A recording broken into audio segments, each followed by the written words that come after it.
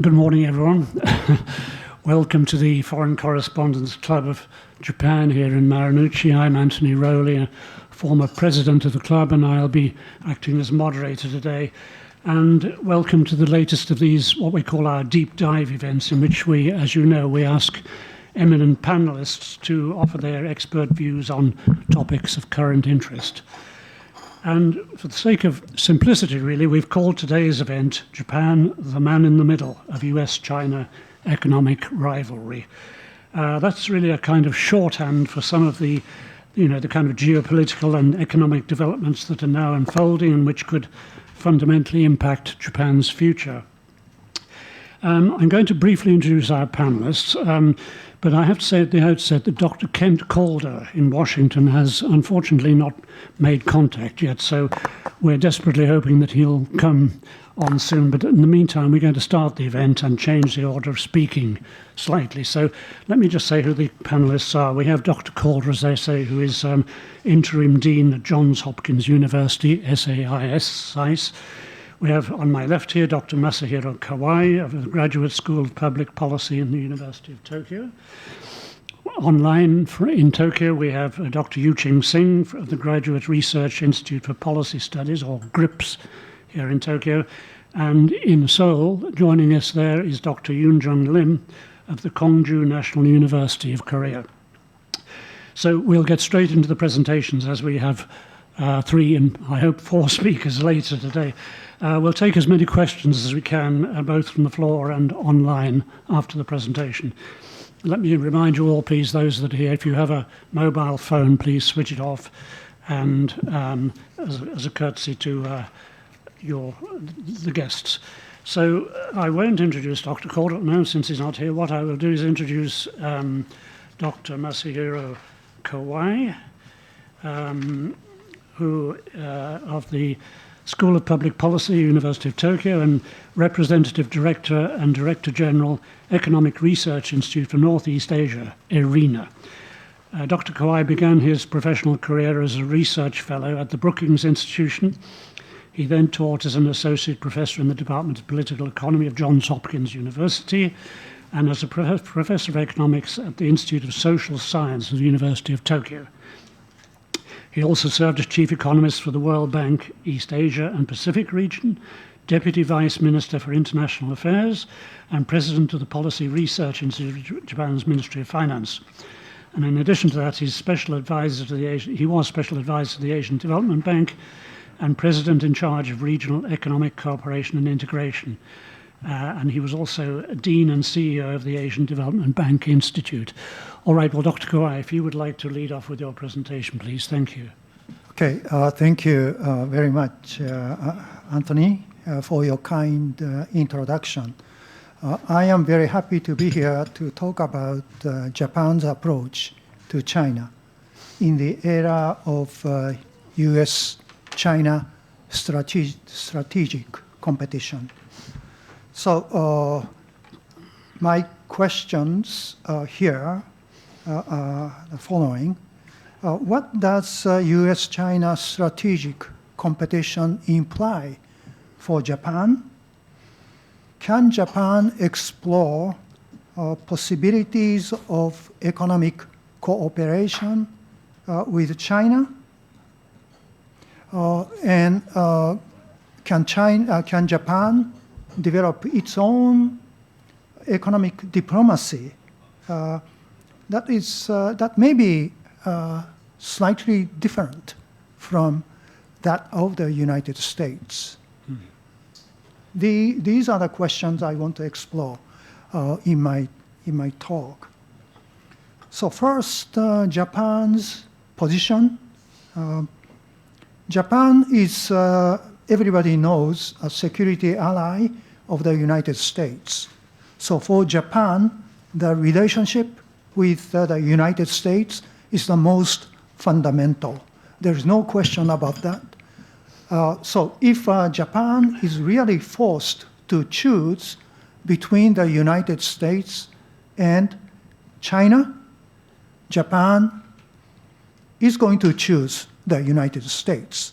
And I think this would be also the case for many countries in Asia, particularly even among ASEAN countries, according to the Singaporean think tank survey of knowledgeable people conducted earlier this year. Most ASEAN countries, if pressed to choose, would choose the United States. No question for Japan, no question for Australia, no question for even Korea. Okay, so that's really the starting point. And both the United States and Japan are the promoters of FOIP, Free and Open Indo-Pacific Vision. They are key members. The United States is the most serious promoter of Quad. Japan is an active participant of Quad. And also for Japan, the United States is important as an economic partner. Although Japan's trade with the United States is declining, particularly as a share of Japanese total trade, still the level is still high. And also Japanese foreign direct investment abroad would go to the United States. A lot of foreign direct investment would go to the United States and also the European Union. Japanese direct investment going to China is large within Asia, but far smaller than Japanese foreign direct investment in the United States.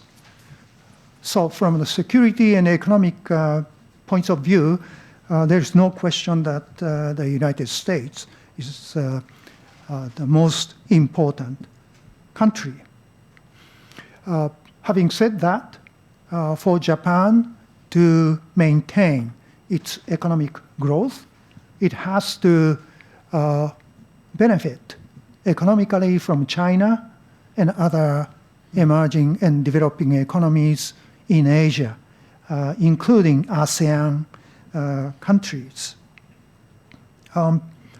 Japan's population aging and decline and the relative shrinkage of the Japanese market in the global economy would force Japan to work with these emerging economies, including China.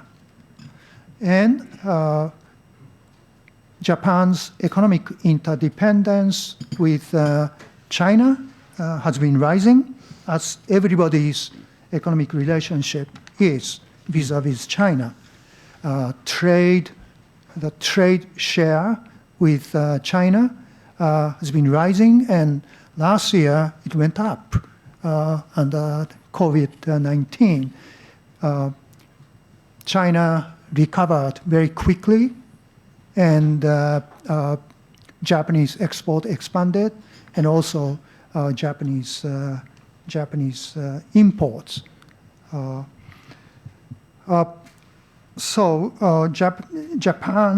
Japan has to maintain a balance between security concerns and economic benefits.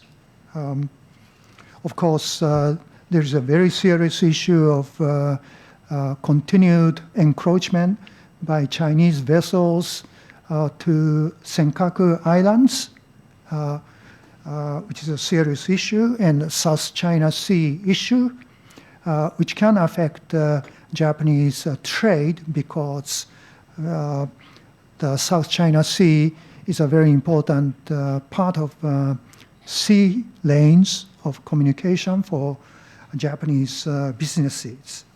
So that's where Japan is. So Japan has to find its own way to work with Asia's emerging economies, particularly China. So I would here point out 3 areas of economic cooperation with China. First is trade and investment. So the signing of RCEP, the Regional Comprehensive Economic Partnership with China, ASEAN, Australia, New Zealand, and Korea. Unfortunately, India was not able to join. But the RCEP signifies the importance of economic relationship between Japan and China, because these 2 economies are big promoters of RCEP. And we can expect its implementation in early 2022. And recently, China officially applied for membership of cptpp.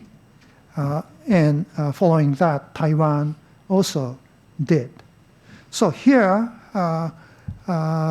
this provides a great opportunity and also challenge for Japan's economic diplomacy. For China to join cptpp, China faces a huge hurdle. RCEP did not have a chapter on SOEs, state-owned enterprises, but cptpp does, which would place discipline over subsidy issues for SOEs and other favorable state treatment towards SOEs. So if China wants to join cptpp, China has to address that. Labor, the labor chapter is not in RCEP, and this is another big challenge. The labor chapter in cptpp would say that members would have to accept ILO declaration, would have to protect workers' fundamental right, and should not allow forced labor. So, this would also be a great challenge. E-commerce is another challenge. E-commerce was there in RCEP, but in the case of cptpp, cptpp would require much more stringent requirements, like the prohibiting disclosure requirements of source codes by state. Investment clause also has some challenge for China. In the case of RCEP, the investment chapter does not include investor-state dispute settlement, but cptpp does. This means that multinational companies can sue the state if a state damages investor assets because of policy changes. So China faces a huge challenge. China has to address these issues. And also, China has an issue with Australia. China has imposed import bans of barley, coal, wine, lobsters, and many other products.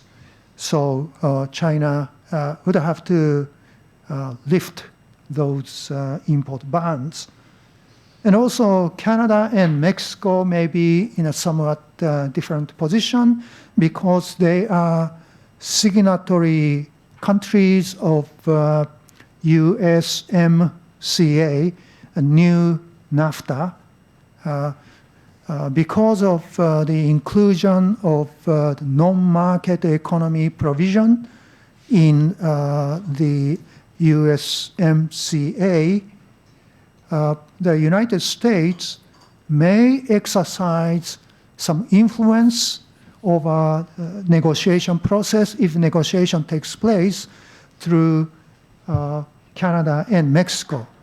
This non-market economy provision would say that if a member of new NAFTA would negotiate with non-market economy, then the agreement content would have to be disclosed to other new NAFTA member countries. And if such an FTA is ratified, then other new NAFTA signatory members may withdraw from the agreement, from the new NAFTA agreement. So, of course, Canada and Mexico do not want to get out of the new NAFTA, so the US may exercise some indirect influence over negotiation process. And also handling of Taiwan's application poses another challenge.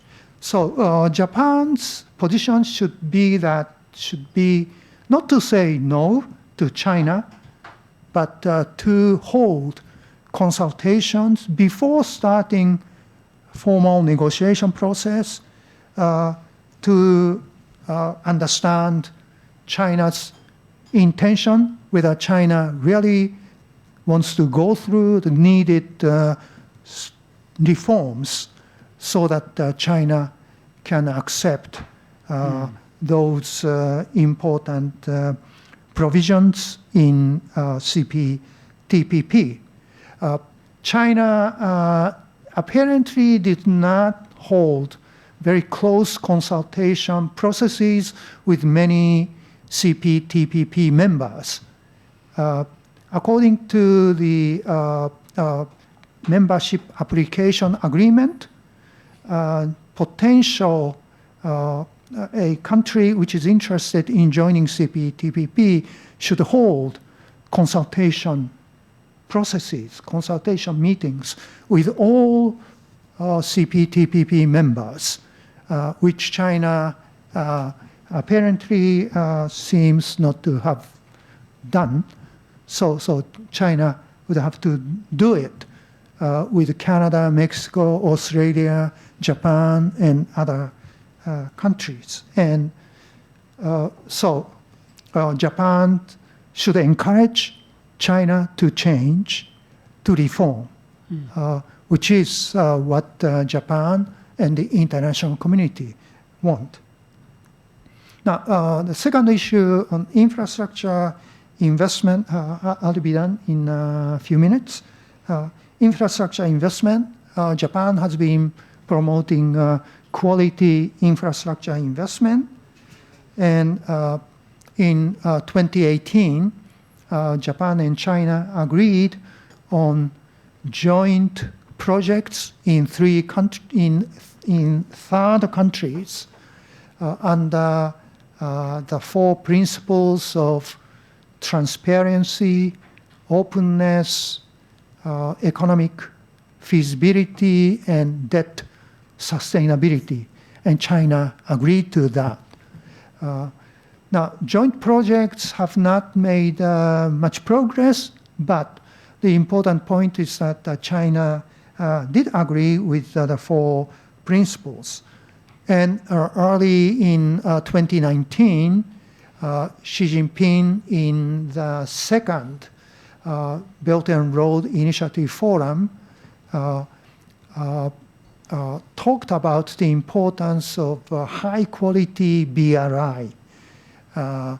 And he talked about the importance of green projects and clean projects free from corruption, international standards, economic and debt sustainability. So he talked about those things. Japan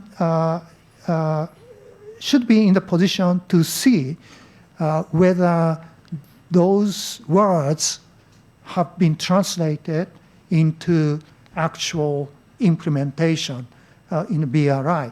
And if not, Japan should raise voice and should talk to China.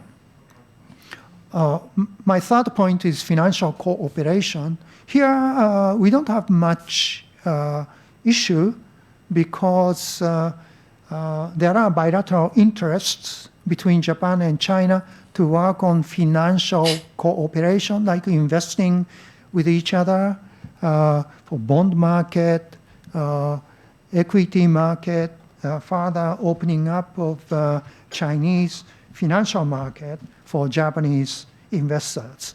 And also, Japan and China are part of an ASEAN +3 process of regional financial cooperation, including the Chiang Mai Initiative and the ASEAN +3 Macroeconomic Research Office to promote regional financial stability.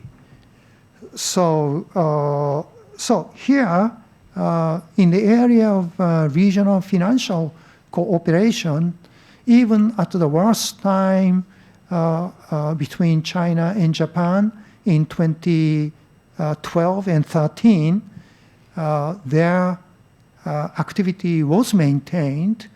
Regional financial cooperation activity was maintained, and further strengthening this financial cooperation for regional financial stability would be an important process.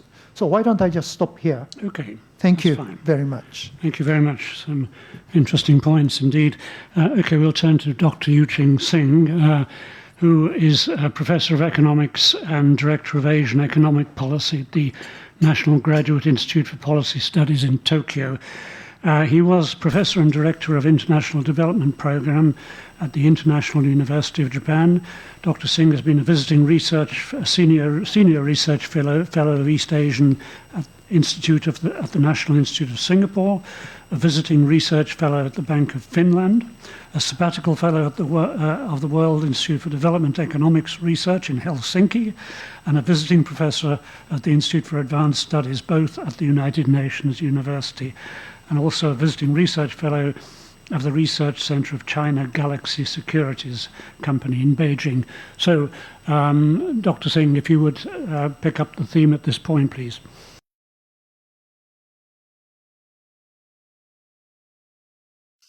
Okay, thank you very much, Anthony, for your kind introduction. I also would like to thank you for inviting me to this. Sorry, we can't hear you too well. Could you increase the volume a little bit to think at your end?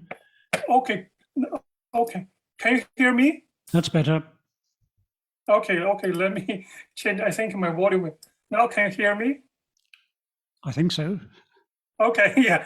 Thank you very much, Anthony, for your kind introduction. And also thank you for inviting me to this very interesting discussion. You know, as Kawai Sensei mentioned, now China officially applied for the membership of cptpp a few weeks ago, and yesterday the Japan LDP has elected a new president. So this is a very interesting, today we can discuss many issues. I prepare TPP PPT. Could you give me the authority so I can share my PPT? Sorry, what did you want? Because I sent my slides. Oh, slides. To Seto-san, and I told Seto-san clear I will, control my slides from my side, but I need authority to upload my PPT. I see. Okay, well, Saito-san is just out of the room at the moment. She's trying to track down Kent Calder in Washington, but she'll be back in a moment. So is it possible to start your speech without the slides? Or Oh, okay. I would. Okay. oh, wait a minute, we've got them now, I think. Yes, here we are. We've got them. Okay, so I cannot control this, right? Okay. I just see.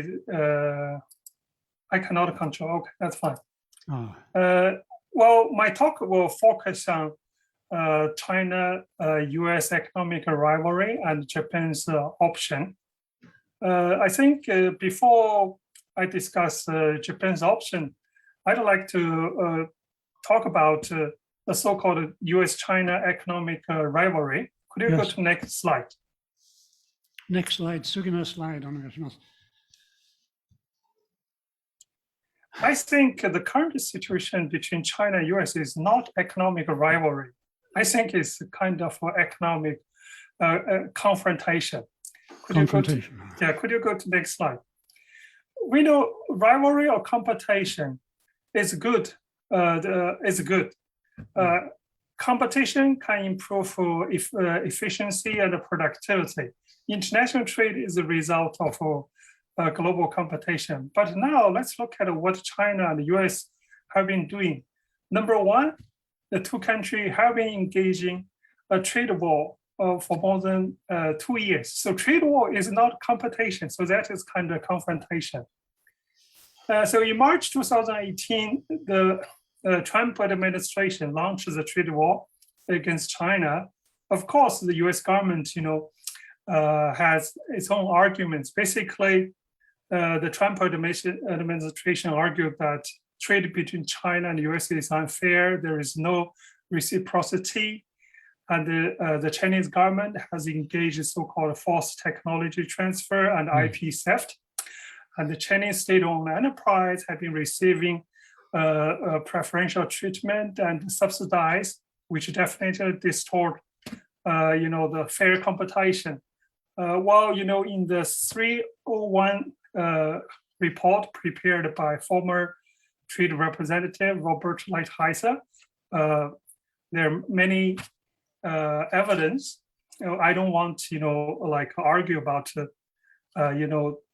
whether there is any kind of a reasonable basis to engage in trade war. What I'd like to discuss is after the trade war started, what China has done and what US has done, because the trade war serve a particular objective and a purpose. So whether those purposes have been achieved or not, go to next slide.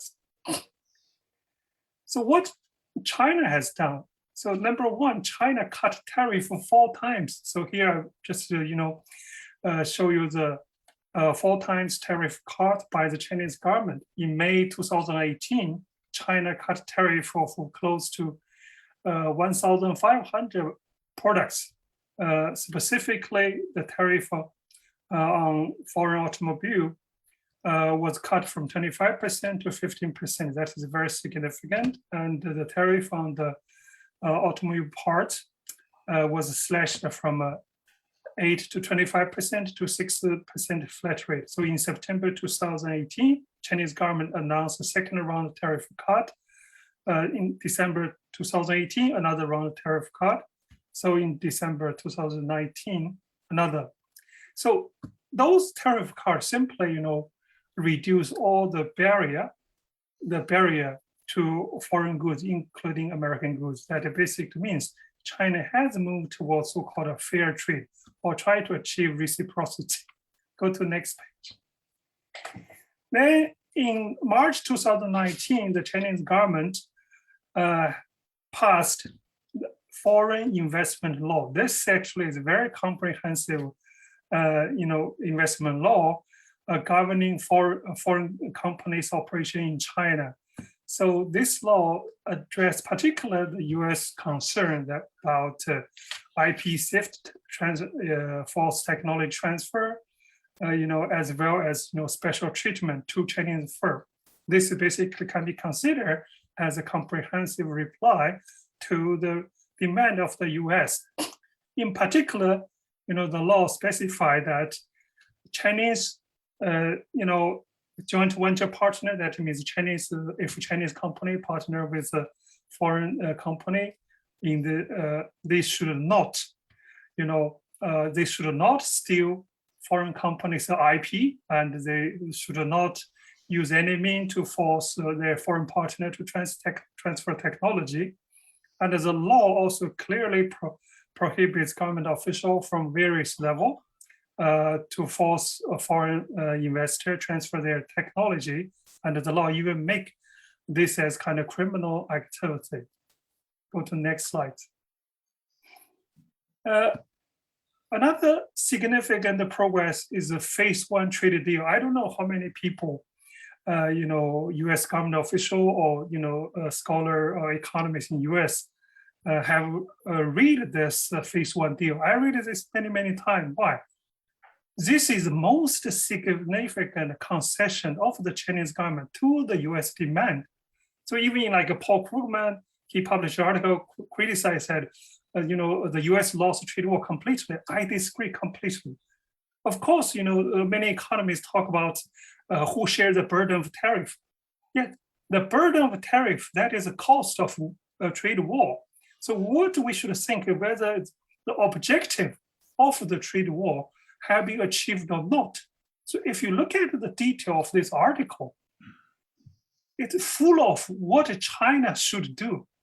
So have you ever seen any kind of bilateral agreement between two sovereign countries? And in the agreement, only one side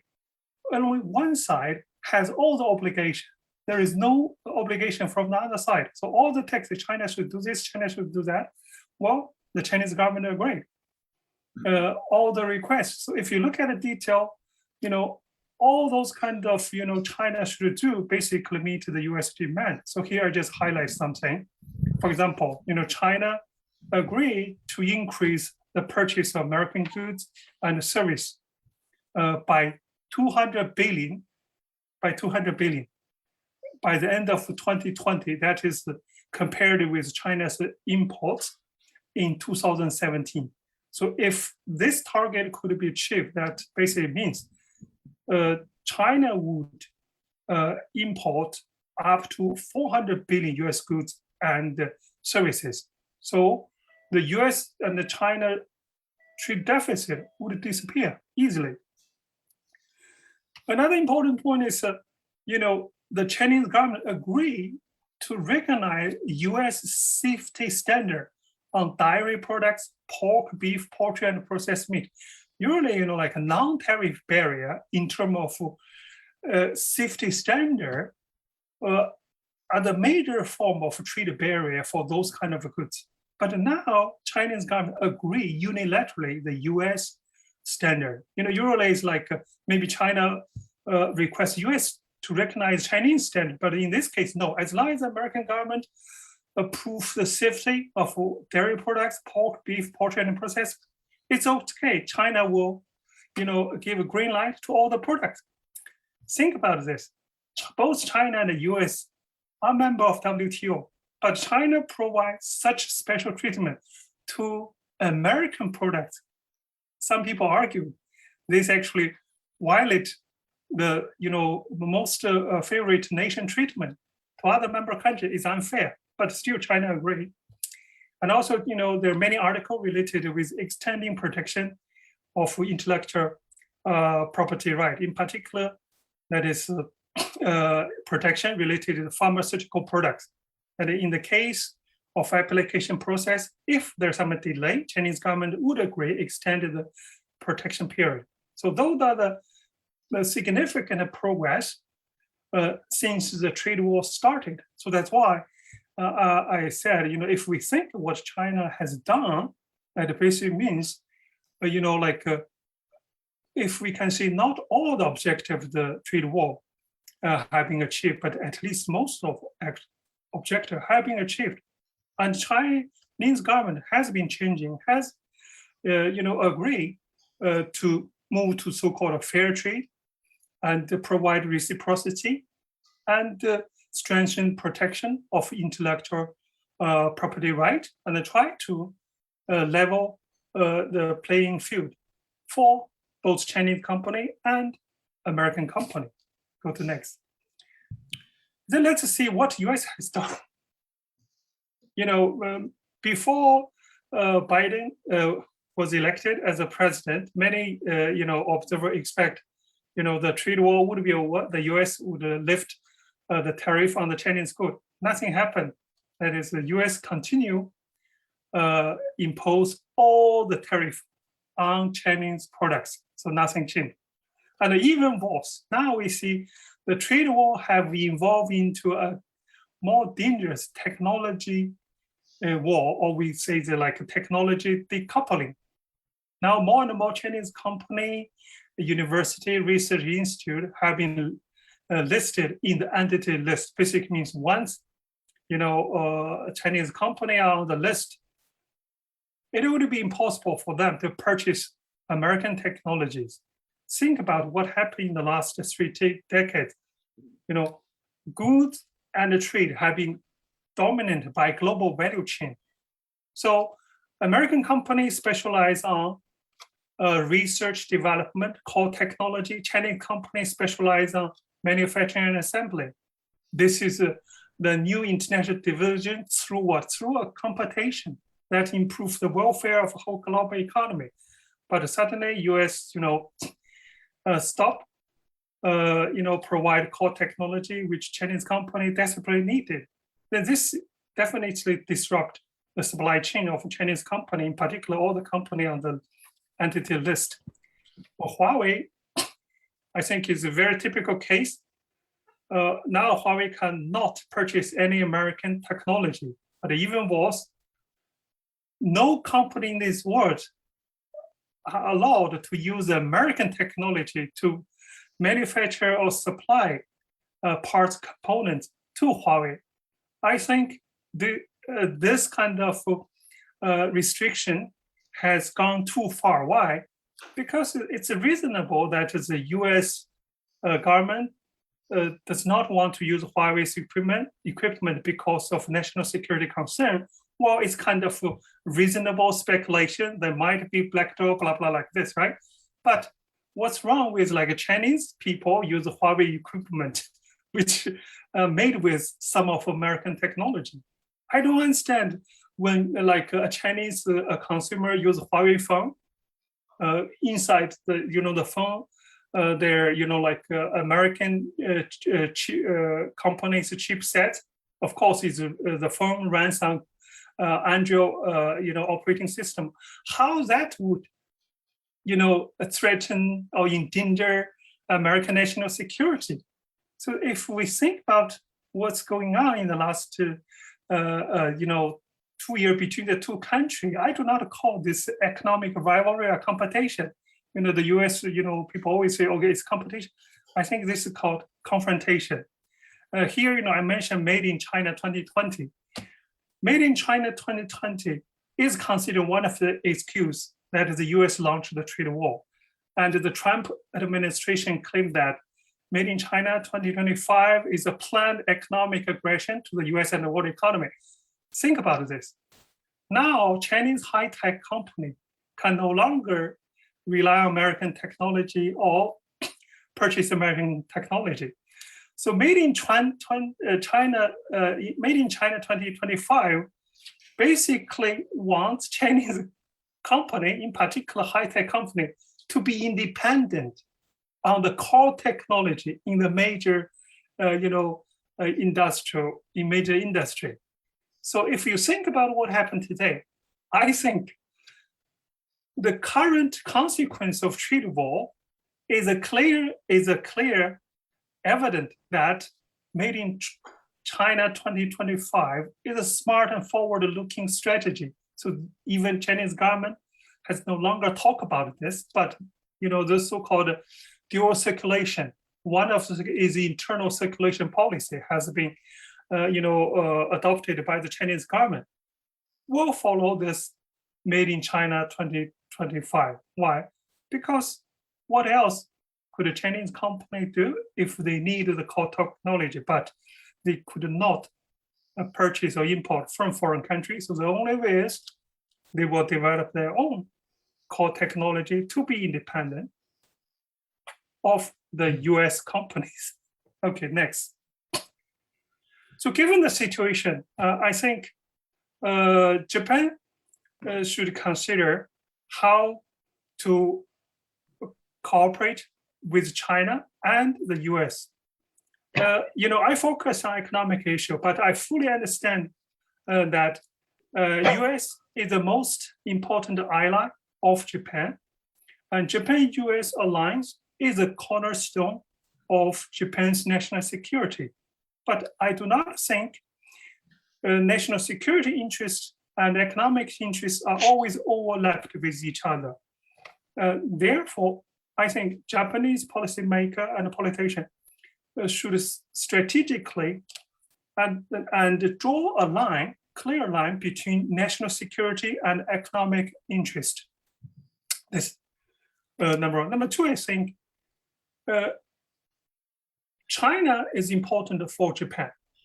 So if we think about China as the largest market for Japanese export, and the newly elected president of IDP said he tried to have a new income double plan, right, to promote economic growth. So China is indispensable. China is indispensable. Please go back to the previous slide. Therefore, if Japanese politician and policymaker can use their diplomatic skill to mediate between the two powers, I think that will be in the best interest of Japan, will be in the best interest of Japan. So this mediating may end the economic rivalry and de-escalate the tension between the two superpowers, which has caught Japan in the middle. Okay. Specifically, I think Japan should support China's application for cptpp. Why? China's application actually strengthens Japan's leadership for the regional economic integration. China and Japan has been competing for the regional leadership, and it is Abe administration that shows a strong leadership, and eventually, together with other 10 members, concluded the cptpp successfully. Think about what happened when President Trump took the White House on day one. He simply declared that the US withdraw from TPP. So at that time, TPP almost fell apart, but Japan shows strong leadership to save TPP and eventually reach this cptpp. So China's application actually strengthened Japan's leadership in Asian Pacific. Second, so if China become member of cptpp, that basically means the second largest market with the highest growth potential would have further opened to all the members. So that is a good thing for Japan and other 10 members. In addition to that, I think the cptpp, the application process of China, provide a legitimate reason for Japan to interfere China's domestic affairs. Often Chinese spokesmen, when foreigners are critical about China's policy and what China have been doing, the Chinese foreign spokesperson always says, "Don't interfere our domestic business." As Kawai Sensei mentioned, cptpp has article related with state-owned enterprise, related with labor issue, right? So cptpp restrict, I said, the subsidized to state-owned enterprise. So this is the legitimate excuse and a channel for Japan and other member countries to say, okay, you have to change this. And regarding to the labor issue, I think the cptpp support independent labor union, collective bargaining, which do not exist in China now, right? So if China to be a member of CPTPP, I think China definitely have to make a significant reform on those issues and other, high standards set by CPTPP. So that's what I said. Okay. This will Eugene, provide. if I could Okay. possibly draw you to a close fairly soon, please. Okay, I would. So the last point is, now, Chinese government has been banning the imports of agricultural products and the food from 10 Japanese prefectures.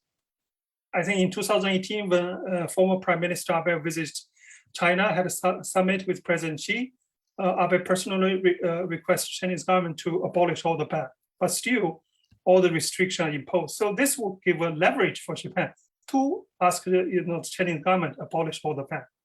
Okay, next slide. So, okay, the last 2 points is like a strengthen cooperation on climate change, and also the two countries could work together to have this mutual recognition of a COVID-19 vaccine passport, because this is very important to revive economic growth of both countries. Okay, I'd like to stop here. Thank you very much. Thank you very much. Some interesting points about Japan's mediating role. Okay, let's turn to Dr. Eunjung Lim for a Korean perspective. Just briefly, she's an associate professor in the Division of International Studies at Kongju National University. She also serves as vice president for international affairs, dean of the Institute of Korean Education and Culture, and dean of the Institute of International Language Education at the same university. Her areas of specialization include international cooperation in East Asia, comparative and global governance, and energy, nuclear, and climate change policies of East Asian countries. I'll stop there, if I may, and hand over to you now, Dr. Lim. Thank you. Great. Thank you. Good morning there. Sorry, we can't hear you very well. Oh, okay. Increase. How about now? Not too good, I'm afraid. Not too good. How about now? A little better. This is it's better. Okay. Yeah, I can hear. Yeah, you can hear me. Okay. I can hear it clearly. All right. Okay. Yeah? Okay. Okay, very good. I truly appreciate your invitation, and I truly enjoyed the presentation by Professor Kawai and Professor Xing. I learned a lot. Thank you so much. I'm not an economist. I earned my PhD from SAIS, Johns Hopkins University. So my specialty is more about those, how you just said, geostrategy calculation, or again, the international cooperation between the countries. So, and another thing probably I need to mention is my specialty is environmental and energy policy. So my presentation might be a little different from what just Professor Kawai and Professor Xing explained, but I will try to more focus on the technological aspect of the U.S.-China confrontation. I like it. I mean, Professor Xing, I can't agree more. It's just more than rivalry, I think, and it's more like, again, confrontation. So thank you for sharing my slides. So can you go to the next slides, please?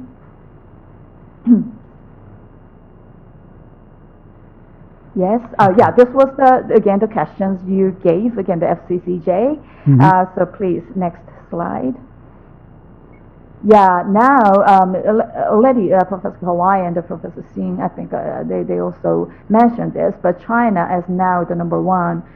I'm a Korean, and now I live here in this country, and for South Korea, China has been the number one trading partner for more than actually several years, but for Japan, especially in terms of Japan's export, again, the U.S. has been the top, but it was recently replaced by the China. So now China is obviously the number one in terms of both, again, the export and import. So that's, again, the given fact and the reality. And please go to the next. Yeah, and the reason why I want to more focus on the technological aspect of the U.S.-China confrontation is, again, these days, of course, we'll still live in this pandemic situations. But this actually accelerated all this, how would you say, digitalization or even digital transformation. So this also has accelerated all these technological changes. Climate change, absolutely, because we definitely want to, any country, probably any advanced economy, need to increase the renewable energy, which is regarded as distributed energy source. So when we want to increase the distributed energy source, we definitely need to upgrade our power grid, existing grid system. So that also has accelerated the technological changes, the fourth industrial revolution definitely. So all this, the current phenomena we see, these things has accelerated again the trend of digitalization. And having said that, again, as you can see, all these graphs are from Nikkei. So I think this is FCCJ's event. So I think many of our audience or presenter, they already saw, I think, these materials from Nikkei site. But as you see, China spending on the science and technology very rapidly has caught up, almost caught up with the United States, the level of U.S. And another point I need to probably mention is the U.S.-China tech decoupling is likely to get more severe, as just Professor Xing mentioned. They are confronting, right, rather than just competing. So the concept of hegemonic competition is really now changing. It's getting involved in all this technological aspect more than before. So can you go to the next? Yeah, this is just a kind of snapshot to show China's presence today. This is about just a number of patent applications. So, in terms of quantity, if we compare 2007 and 2017, now you see China's presence bigger than even U.S. Nikkei actually, you can just click go to the link I attached there. Nikkei, they did a wonderful job, and they selected 10 key essential technology in this era, again, digital era, for example, AI, as you can see, or like autonomous driving, and so on. And as you see, in 2007, again, the U.S. has occupied 1, 2, 3, 4, 5, and Japan has occupied 1, 2, 3, 4, and Korea in one battery, probably. I'm trying to see my slides. Yeah, South Korea has number 1 in 2007 in one. I'm sorry, it was a virtual reality. But now in 2017, China is in 9 different technology fields. It is number 1. Of course, again, please remember that this is only about the number of patent applications. Can you go to the next? In terms of probably quality, which side are you going to see? Again, the U.S. is still number 1, and Japan's companies are relatively, of course, has much strong, how would you say, competitiveness in the global market. But the academic paper, this, it's up to your own judgment which side you see. It looks like Japan is only 11th, but some will say, still 11th. So again, it's up to your own judgment, but these are, again, the statistics. Go to the next, please. And this field, again, lithium battery, is kind of, one of the field of Japan's comparative advantage. But the thing is, if you see the green line, that's about the Japan's number, Japan's data. It looks like it's declining. And at the same time, Japan also faces some other challenges from like Korea-like country. Again, as you can see from this chart, in terms of quality ranking, there's at least two companies, Samsung's SDI and LG Chem, they got the number 1, 2. Go to next, please. Similar story. Again, the Japan's position looks like it's declining, and at the same time, it faces another new challenges from Korea-like country. Okay, please go to the next slide. Okay. Yes, this is not exactly about the how would you say, those supply network in the technology field. Rather, I just borrowed this diagram from the site, which was about the digital supply networks. But I just wanted to show this diagram because all this so-called global supply chain has been changing pretty rapidly and dramatically, and now it's much more like network rather than a linear chain. For example, in the era of Cold War, and if you think about the situations, again, U.S. of course was the greatest investor, but at the same time, U.S. market was the greatest market, and Japan has got like many of those important primary technologies, and South Korea is more like a kind of secondary position. So for example, South Korea has borrowed primary technologies from Japan, and we manufactured it and we exported to the United States. It was again more like a linear, but now it's very much different. It's much more complicating, and it literally looks like it's just network. And thanks to all this digital technology, now all this kind of transaction can be much more visible. You can see the trajectory. So having said that, probably not only just for Japan, for South Korea-like country too, we also are thinking our strategy in the era of this U.S.-China technological confrontation. And we also think about, how can we really be a obligatory passage point? For example, Dutch company ASML, they does have this just a very monopolistic technology in the field of semiconductor production. So they are, literally the monopoly, ASML, because they have the technology, right? So it cannot but be a obligatory passage point to produce a semiconductor. So probably that kind of strategy, I think South Korea is also looking for, and I think many Japanese companies are trying to do so too. Okay, please go to the next. Yeah, so having said that, I'm going to conclude my this presentation.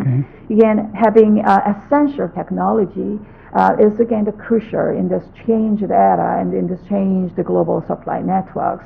In this regard, I think Japan has obviously, I think, still many those capabilities, strengths, though its presence looks relatively declining. But as I mentioned earlier, still Japan is number 3 or sometimes number 4, 5. It's obviously a very powerful manufacturer and powerful technology holder. So Japan still has many of those advantages, but probably weaponizing some of those kind of essential technology might not be a really good idea. As I can agree more with the Professor Xing's suggestion about the cptpp, because if you exclude somebody else, I mean you're going to lose your leverage vis-a-vis the others. So I would like to suggest Japan or even my country to use their own technology as rather than weapon, as just diplomatic leverage to broaden and strengthen the existing partnership in the network. And another strength of Japan I want to highlight is trust, because in this so-called the era of fourth industrial revolution, for example, autonomous driving, or if you think about the cybersecurity, any field, information sharing is just essential, it's crucial. But how can we share the information without hesitation? Because if you don't trust the other, you cannot, right? You cannot share. I think that's the point of the United States about China. We cannot trust you, and how can we share, right? But Japan is a very trustable country, I think. So as worldwide, Japan is recognized as a trustworthy partner. So that's obviously Japan's, I think, asset. It's a commodity of Japan's asset in this era. So I'd love to see Japan can use that the value as much as they can. And my last point, again, the digital transformation still, it might be a big challenge for the Japanese society. We have witnessed many difficulties, especially in the time of COVID. For example, here in South Korea, including myself, everyone here has number, the so-called residence registration number, and all those numbers are already digitalized. So here is much quicker, as with this number. But probably there are many barriers in the Japanese society. I spent almost 9 years in the Japanese society, so I know, the kind of cultural challenges too. So anyhow, the institutional reform is considered as an urgent request.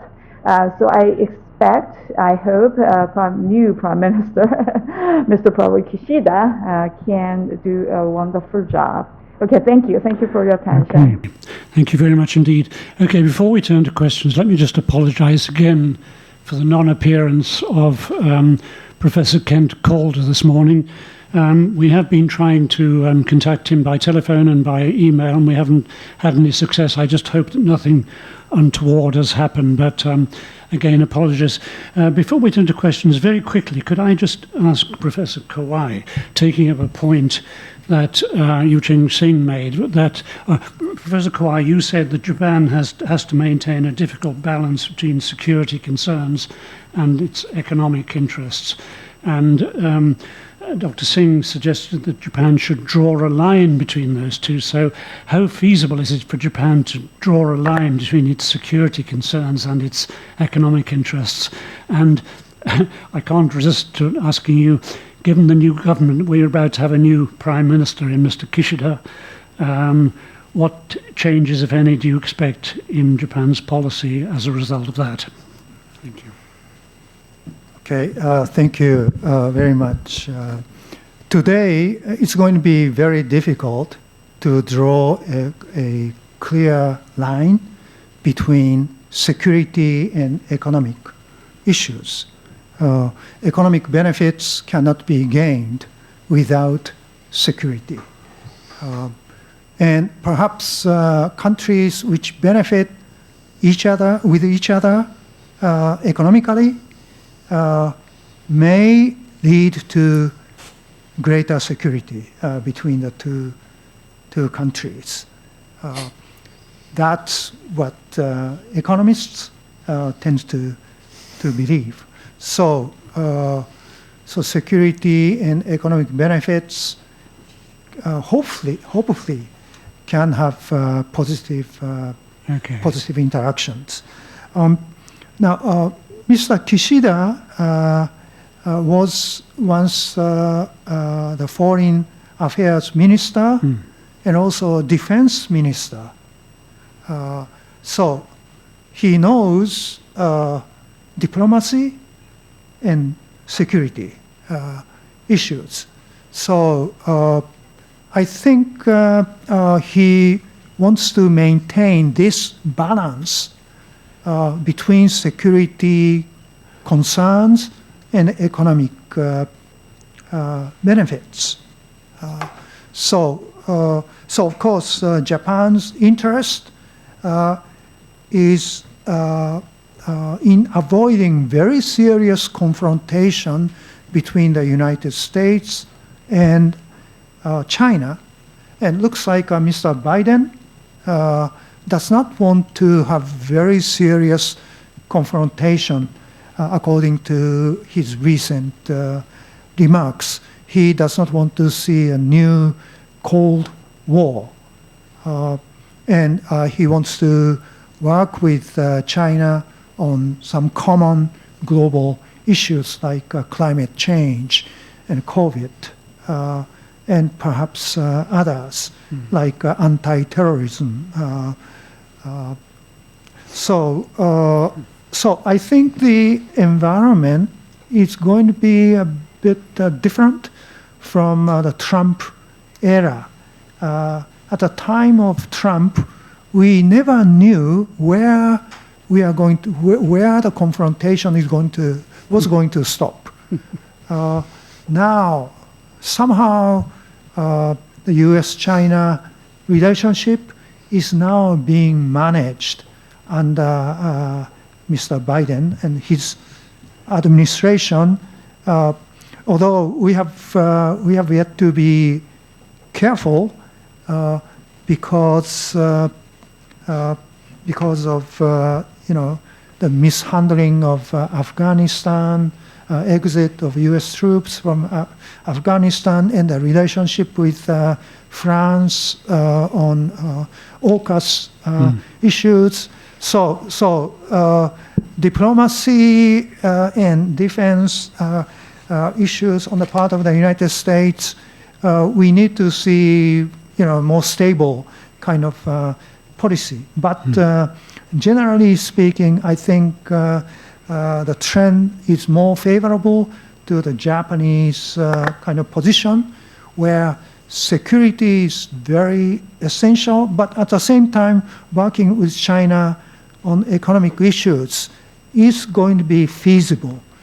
Of course, decoupling, trade, technology decoupling is going to remain and maybe more intensified. But so far, very serious negative consequences of technology decoupling for Japanese multinational companies have not been observed, have been relatively managed. So the current environment is, I think, quite favorable to Mr. Kishida. Okay, well, that's encouraging. Thank you. Questions from the floor? Yes, we have a question. Yes, does that please? If you go to the microphone and identify yourself and ask your question, probably that one over there is nearer. Hello, I'm Ilgin Yorulmaz. I'm a reporter for BBC World Turkish and the second vice president of FCCJ. Thank you for coming here today, and thank you to all the speakers online. I have one question to Mr. Kawai, Professor Kawai, and one question to Professor Xing. Now, Professor Kawai, you mentioned China is trying to become member of RCEP and cptpp. How can Japan trust China in meeting the challenges of becoming these partner in these agreements, especially when it comes to things like transparency, openness? How are we sure that China will not forfeit these responsibilities? Say something happens to Taiwan and they want to seize suddenly Taiwan, tomorrow. And also to Professor Xing, may I ask, again, can you say the Western countries are wrong to actually ban China from using their technology, given the track record of China? Can you blame them for banning Huawei? Thank you. Okay, so Kawai first. Okay, so how can Japan trust China? I think we are now talking about, when we talk about the cptpp and RCEP implementation, RCEP also requires intellectual property rights, some e-commerce, trade, investment, liberalization services. So we have to see if actual commitments are going to be implemented. So that's really the first step. Monitoring of changes in trade and investment policies would be quite important. CPTPP, this is a new challenge, and it's possible that China may go through some legal changes so that China can say we satisfy this provision and that provision. I think legal changes are legal changes, and actual, what's happening in the actual business is a very important part of implementation. So commitment to legal changes is welcome, but also we want to really understand how China is going to really implement laws and put the provisions in CPTPP in place. So we may need some sort of mechanism to enable Japan and other CPTPP members to fully understand what China is going to do. So that may require some sort of side agreement or side letter on each of the very important chapters and provisions in order to make sure that we can monitor what is committed by China. So that if China does implement its committed words, then trust comes. I think that's how economic diplomacy should work. Of course, in the area of defense, if China attacks Taiwan, then everything would be gone. Everything would be lost. Trust in China is never there. So hopefully China is not going to embark on such a very dangerous course. Thank you. Thank you. Dr. Xing, the question to you, please. Okay, so thank you for the question. In order to, to say whether US ban on Huawei or Chinese high-tech company is wrong or right, we should define the purpose. What is the purpose to ban Huawei completely? And the US government made an argument that is Huawei violated the US sanction on Iran, sold some American computer to Iran, that's one. Another argument is like Huawei's telecommunication equipment might steal important data from US or other country. But for the second claim, I have not seen any evidence, and nobody has presented clear evidence. This is number one. Number two is when the US government imposes a punishment, or in any cases, the punishment should be proportional to the wrongdoing, right? So, a person who stole, a bottled milk from 7-Eleven, would you sentence that guy to death? No, right? You may just, detain that person for a few days and let him pay a fine and release. So proportional punishment, this is the basic principle. So that's why I don't understand, US ban for any company which use American technology to produce products for Huawei. I think this is abusive. Think about another request from the US government, that is the Chinese government should strengthen the protection of IP of American company. What is the purpose for the Chinese government to use the Chinese taxpayers' money protect American companies' intellectual property? What is the purpose?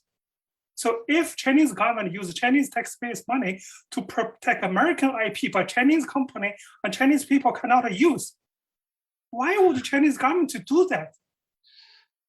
So this is ridiculous. I think when the US government and Japanese government and all the Western government request Chinese government to protect IP, the fundamental purpose is Chinese company can purchase those technology rather than steal them, copy them. Am I right? So if US, Japan, and all the Western countries, they ban the technology, I think it would be crazy for Chinese government to protect them. So we should think about many things logically. What are the objective? What is the purpose? So that's why in my presentation, I'm an economist. I fully understand, the trade between China and US is not fair. China imposed more tariff, non-tariff barrier, and the Chinese government has been, has favored the state-owned enterprise. Yeah, I understand that fully. But if that is the purpose, then let's see whether the Chinese government has changed and has reformed all the points requested by the US. So that's why I think the objective and the purpose of this trade war and decoupling have been lost completely. So if this continue, I don't think the relation between China would be changed. I think the tension would be further escalated. So that's not good. Yeah, that's not good. We should be rational. I think if like a decision based on this kind of ideology, well, I don't think there will be a solution. Yeah, that's my answer. Well, obviously this is an incredibly interesting, complex area. It's a whole new debate. Any more questions from the floor? Yes, please. If you could keep it fairly short because we're running a bit low on time, sorry. Hello, can I have one question? Sorry, we have a question from the floor. Yeah, sorry, I'm Takashi Sendo, associate member. Thinking about... No, sorry, we already have a questioner. Can you just wait for a moment, please? Okay, sure. Sorry. Yeah, my name is Kurt Sieber. I'm also an associate member. Thank you very much, all the three of you, for a fantastic presentation today. I mean, this is one of the best ones I have seen or attended. I have a specific question which goes to Professor Kawai, and is very much connected with Japan and China. First, I mean, we don't know how Mr. Kishida how this will ultimately end. But how do you interpret the fact that he was very strongly winning this new position as probably the future prime minister against Colonel Taro, who was having a much tougher position against China? So that's number one. And number two is, how do you see the departure as number two of Mr. Nikai, who obviously was very strongly connected with China? Thank you. Okay. Yeah. Thank you. Thank you very much for your question. Yes, Mr. Kono clearly has a tougher stance against China than Mr. Kishida. But as I said, Kishida was once the defense minister, and he fully understands the security threat coming from China. So he's going to balance security and economic benefits. And also Takaichi supported Kishida. Takaichi, yeah, is a kind of hawkish lady, yes, against China. Right. So Kishida is going to have to take a very, cautious approach given the support provided by the conservative part of LDP. So I don't think Kishida is going to be too soft on China. He is going to be, I think, as tough as Kono would be.